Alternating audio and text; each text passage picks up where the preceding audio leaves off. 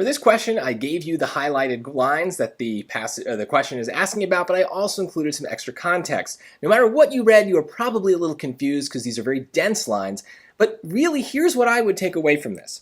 There is an important question that needs to be decided. There seems to be a contrast between reflection and choice, and accident and force. So I don't understand the details, but this dumb summary is enough for me to start sorting through the questions, the answer choices, all of which are going to be extra information that might undermine this remark. So just try to dumb summarize these choices as well. In choice A, who cares where Hamilton was born? This point that he's making isn't about geography, it's about bigger things, about government. And so this is just an irrelevant fact. It doesn't affect his remark. Choice B, similarly, I don't care about other countries. This is specifically about the United States and the government that it's going to choose, so this doesn't matter.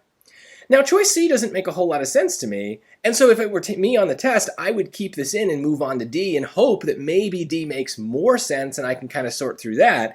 And sure enough, who cares whether he believes the remark is factual? That's not the point of this. He's just saying, here's a point that we need to discuss. It doesn't really matter whether he believes it or not. That's not going to undermine his argument. It's just a random thing. So choice C is going to be the answer. And the reason is, look, it has to do with some of those similar ideas that we saw in the lines. It's about decision making and how people are going to be governed.